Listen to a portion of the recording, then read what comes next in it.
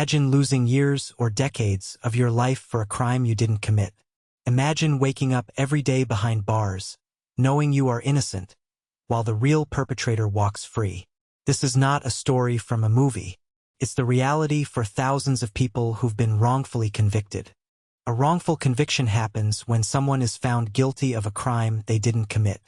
It's one of the most devastating failures a justice system can make. According to the Innocence Project, more than 2,939 innocent people in the United States have been exonerated since 1989 through January 2022. Together, they've lost over 25,600 years of their lives behind bars. But wrongful convictions don't happen by accident, they follow patterns. The first and most common cause is mistaken eyewitness identification. Eyewitnesses are often confident, emotional, and persuasive. But memory isn't a camera. It's fragile. Under stress, people make mistakes. In fact, nearly 70% of wrongful convictions later overturned by DNA evidence involved at least one mistaken eyewitness. Imagine a terrified witness, pressured to pick someone from a lineup, desperate for justice. That one moment of uncertainty can destroy an innocent person's life. The second cause is false confessions. It may sound unbelievable, but innocent people sometimes confess to crimes they didn't commit. Interrogations can last hours, even days. Detectives use psychological pressure, manipulation, or threats. For someone young, scared, or mentally vulnerable, confessing feels like the only way out. They think, if I just tell them what they want to hear, I can go home. But instead, they're signing their own sentence. The Central Park Five, now known as the Exonerated Five, are one of the most famous examples. Teenagers coerced into confessing to a brutal crime they had nothing to do with. Government misconduct is the third cause. Sometimes the system doesn't just make mistakes, it hides them. Prosecutors may withhold evidence. Police may fabricate statements or tamper with witnesses. In some cases, informants are paid or promised lighter sentences to testify against someone else. When those sworn to protect justice become the source of corruption, truth becomes the casualty. Walter McMillian, the man whose story inspired Just Mercy, was convicted because officials framed him to satisfy public pressure after a high-profile murder. The fourth cause, bad lawyering. Not every defense attorney is equipped or willing to fight. Many public defenders are overworked, underfunded, and handle dozens of cases at once. Some fail to call key witnesses or test forensic evidence.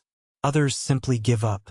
In Anthony Ray Hinton's case, his lawyer couldn't afford a qualified ballistics expert to challenge the prosecution's claim. That mistake cost Hinton 30 years of his life on death row. The fifth cause, junk science and unreliable forensic evidence. For years, courts trusted techniques later proven to be unreliable: hair analysis, bite marks, blood spatter interpretation. These so-called sciences sent innocent people to prison. DNA testing, introduced in the late 1980s, became the turning point. It not only exonerated the innocent but exposed how flawed the old methods were. The sixth cause, racial bias. Statistics reveal a harsh truth. Black Americans are 7 times more likely to be wrongfully convicted of murder than white Americans. From jury selection to sentencing, bias seeps into every stage of the process. Sometimes it's overt, sometimes it's systemic, but it always leads to the same outcome: injustice. The seventh cause, pressure to solve cases quickly. When a crime shocks the public, police and prosecutors face immense pressure to find someone. Careers, elections, and reputations depend on convictions. So when they can't find the real culprit, they sometimes settle for the convenient one. The media amplifies the story, fueling outrage and fear, while the truth gets buried. A classical example of a wrongful conviction is the case of Richard Phillips, who spent 43 years in prison, the longest wrongful imprisonment in U.S. history, because of false testimony and hidden evidence. Kirk Bloodsworth, a former Marine, was sentenced to death for a crime he didn't commit until DNA evidence freed him. Joyce Watkins and Charlie Dunn, a couple from Tennessee, were convicted of murder after a child died in their care. Decades later, medical evidence proved they were innocent. Each of these stories, and countless others like them, is a scar on the face of justice.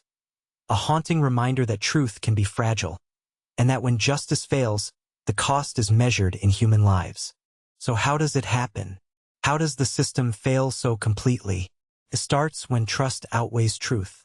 When investigators stop searching for answers and start building a case around one person. When the goal becomes conviction instead of justice. Once someone is charged, the odds are stacked against them. Juries believe police officers.